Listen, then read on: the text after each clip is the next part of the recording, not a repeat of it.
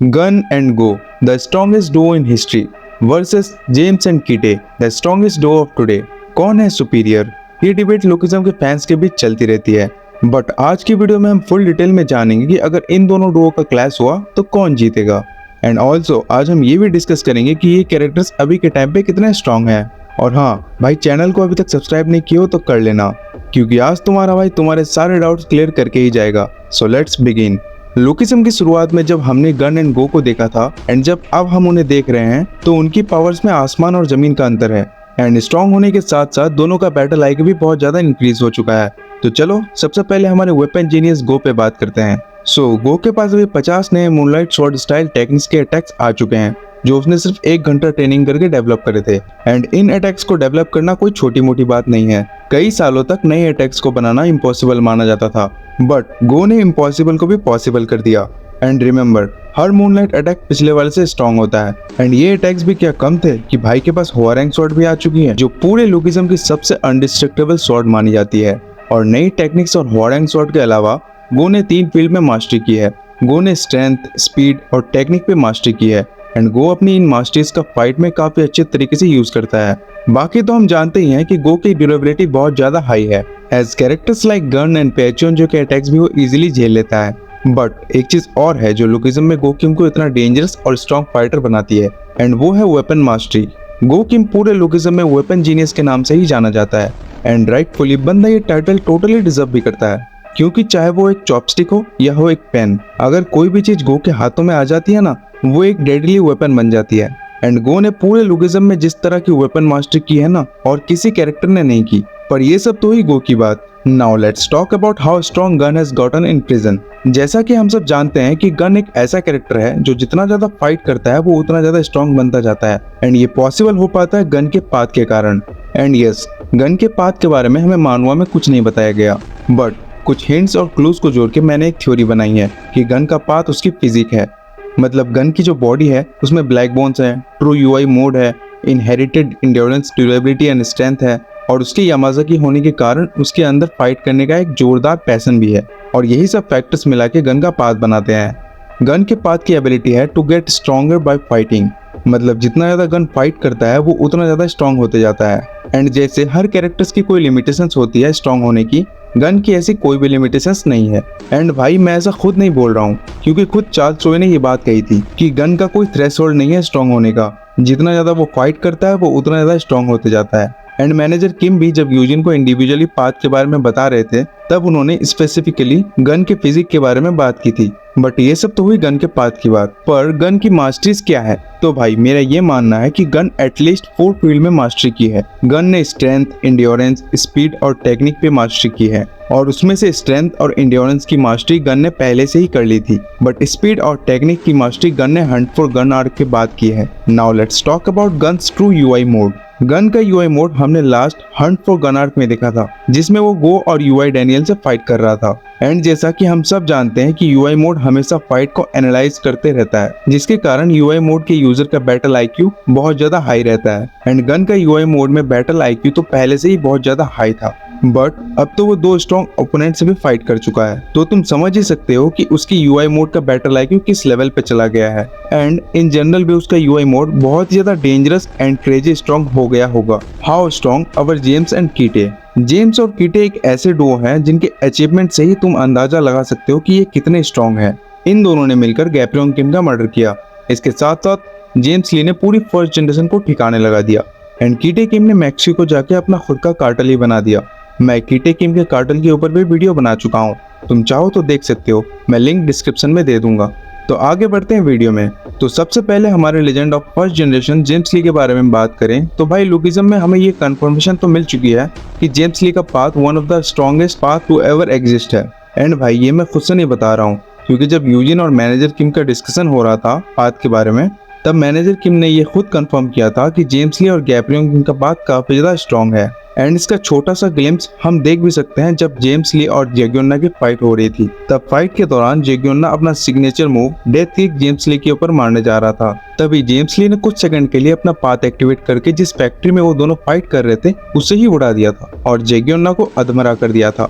और बेहोश होने से पहले जैक योना ने खुद कहा था कि ये अटैक कोई मास्टरी नहीं है। और अब जेम्स ली के दूसरे पावर लेवल्स की बात करें तो भाई जेम्स ली एक नहीं, दो नहीं, 3 फील्ड में मास्टरी की है। जेम्स ने स्पीड, स्ट्रेंथ और टेक्निक पे मास्टरी की है एंड अपनी इन मास्टरीज का फाइट में वो काफी अच्छे तरीके से यूज करता है। इनफैक्ट जेम्स ली का यूनिक स्किल था इनविजिबल अटैक, जो उसने स्पीड और टेक्निक मास्टरी को मिला के बनाया है। एंड भाई साहब ये इतना डेडली मूव है कि सामने वाले को पता भी नहीं चलता और जेम्स ली उसका कुत्ता बना के आगे निकल जाता है। बट एक चीज और है जो ट्रूली जेम्स ली को लुकिज्म के one of the top fighters में रखती है एंड वो है जेम्स ली का इंटेलेक्ट। जेम्स ली प्रोबेबली इन चारों में से सबसे ज्यादा स्मार्ट और कनिंग है, एज वो हर चीज बहुत ही एडवांस में प्लान करके रखता है एंड बहुत ही हाईली इफेक्टिव प्लानर और काफी फास्ट थिंकर है और ये सब उसकी फाइट में भी दिखती है।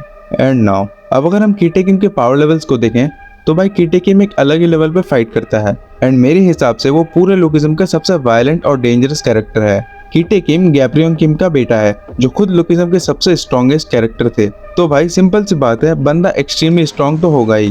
कीटे किम के पास explosive strength, extremely tough durability और बहुत ही हाई एंड्योरेंस है एंड काफी स्ट्रॉन्ग चांसेस है कि कीटे किम के पास 4 मास्टरीज भी हैं जो है स्पीड, स्ट्रेंथ, एंड्योरेंस और टेक्निक की। एंड कई फैंस का तो ये भी मानना है कि कीटे किम कन्विक्शन की मास्टरी का भी यूज कर सकता है और इन जनरल भी भाई कीटे किम लुकिज्म की one of the toughest character में से एक है। मतलब कीटे किम के ऊपर 8-10 पुलिस वालों ने टीजर गन चला दी थी एंड फिर भी उसे कुछ नहीं हुआ था और उसकी जगह कोई और होता तो 1 महीने तक बिस्तर से उठ नहीं पाता। और इसके साथ साथ उसने द वुल्फ जिनरैंग के कन्विक्शन पंचेस को भी इजीली झेल लिया था। बट एक काफी इंपॉर्टेंट चीज और है जो कीटे किम को लुकिज्म का सबसे डेंजरस फाइटर बनाती है एंड वो है कीटे किम की किलिंग इंस्टिंक्ट। जब भी कीटे किम की फाइट होती है तो वो हमेशा किल के लिए जाता है और उसका यही ब्लड थ्रस्टी नेचर उसे हमेशा फाइट में एडवांटेज में रखता है। ऐसे सामने वाले को काटने के लिए वो बिल्कुल भी हेजिटेट नहीं करता, चाहे वो दोस्त हो या दुश्मन। Final verdict, Gun and Goo versus James and Gitae. इस फाइट का आंसर उतना सिंपल नहीं है जितना हमें लगता है, एस पीटीजे ने खुद इन कैरेक्टरों की पावर्स स्किलिंग को सही से नहीं बताया है।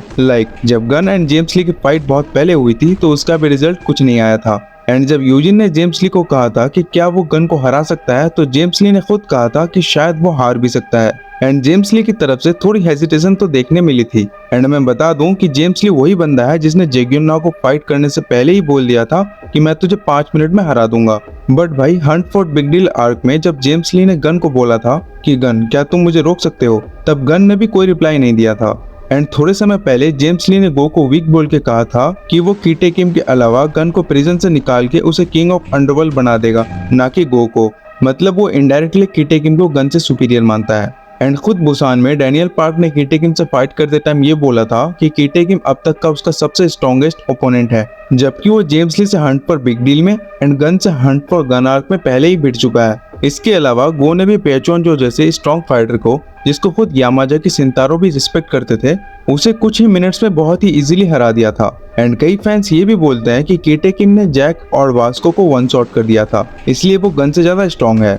पर देखा जाए तो हंट फॉर गन आर्क में गन भी जब सीरियस हुआ था तब उसने भी जैक और वास्को को वन शॉट कर दिया था। और ऐसे ही काउंटलेस एग्जाम्पल है जो पूरी मानवा में बड़े पड़े हैं, जहाँ बिल्कुल भी क्लियर नहीं होता कि कौन सुपीरियर है। पर भाई जैसा कि मैंने वीडियो की स्टार्टिंग में कहा था कि मैं तुम्हारे सारे डाउट्स क्लियर करके ही जाऊंगा, तो मुझे ऐसा लगता है कि अगर बेस गन और बेस गो की फाइट जेम्स और कीटे से होगी तो गो और गन हार जाएंगे। बट अगर जेम्स और कीटे की फाइट यूआई Gun and Goo with Horang sword के साथ होगी तो जेम्स और कीटे हार जाएंगे, क्योंकि देखो भाई गन अपने नॉर्मल मोड में मजे के लिए फाइट करता है एंड अगर कोई अटैक वो ब्लॉक भी कर सकता है तो फिर भी वो उसे ब्लॉक नहीं करता और यही उसके लिए काफी ज्यादा भारी पड़ सकता है। एस कीटे किम की स्ट्रेंथ बहुत ही ज्यादा है और उसके अटैक्स भी बहुत हैवी डैमेज वाले होते हैं एंड भले ही गन के पास बहुत ही ज्यादा ड्यूरेबिलिटी है, पर भाई हम ये ब्लड लाइन वाला फैक्टर इग्नोर नहीं कर सकते। एस भले ही शिंगन यामाजाकी कितने ही स्ट्रॉन्ग थे but Gapryong Kim did beat him. So Gitae Kim के पास ब्लड लाइन वाला एडवांटेज तो है, लेकिन हम ये भी नहीं भूल सकते कि गन का जन्म गैब्रियन किम को मारने के लिए हुआ था। सेम विद गो कि अगर वो हॉरंग स्वॉर्ड के अलावा कोई दूसरा वेपन लेके आएगा तो काफी चांसेस हैं कि मिड फाइट में जेम्स ली अपना पाथ का यूज करके उस वेपन को तोड़ देगा एंड विदाउट वेपन गो थोड़ा वीक तो हो ही जाता है। एंड इसका फायदा उठा के जेम्स ली अपना काफी स्ट्रॉन्ग और fast unique skill invisible attack को लगातार यूज करके उसको लिटा देगा। एंड नाउ गन के यूआई मोड में फाइट को देखें तो यूआई मोड में गन के स्टैट्स डबल हो जाते हैं and Hunt for gun arc के बाद उसके यूआई मोड का बैटल आईक्यू भी काफी ज्यादा इंक्रीज हो चुका है। एंड वो इजीली मिड फाइट में सामने वाले को एनालाइज करके नए अटैक्स बना सकता है। इसलिए अगर जेम्स ली अपना पाथ भी उसके ऊपर यूज करेगा तो यूआई गन उसकी भी वीकनेस ढूंढ के जेम्स ली के ऊपर हमला कर सकता है। सेम विद कीटे किम। और ये जरूरी नहीं है कि गन का कोई करीबी मरेगा तभी वो यूआई मोड में आएगा। एज जब गन और गो की फाइट ग्रेवयार्ड में हो रही थी तब गन ने खुद बोला था कि जल्दी फाइट को फिनिश कर लेते हैं, नहीं तो वो जाग जाएगा। और जब वो हॉरंग स्वॉर्ड जैसे अनब्रेकेबल वेपन को यूज करेगा अपने नए 50 अटैक्स के साथ, तो उसे भी हराना कीटे किम और जेम्स ली के लिए बहुत ज्यादा टफ हो जाएगा। हर मूनलाइट अटैक पिछले वाले से स्ट्रॉन्ग होता है और बिना स्वॉर्ड के टूटे लगातार गोइंग अटैक्स की बारिश कर सकता है। So that was the video guys, but again ये मेरा ओपिनियन है, तुम्हारा ओपिनियन कुछ और भी हो सकता है। एंड कमेंट में मुझे जरूर बताना कि तुम्हें क्या लगता है इनमें से कौन जीतेंगे। बाकी अगर तुम्हें वीडियो पसंद आई तो वीडियो को लाइक करके चैनल को सब्सक्राइब करना मत भूलना। मैं मिलता हूँ तुमसे नेक्स्ट वीडियो में, तब तक के लिए बाय बाय।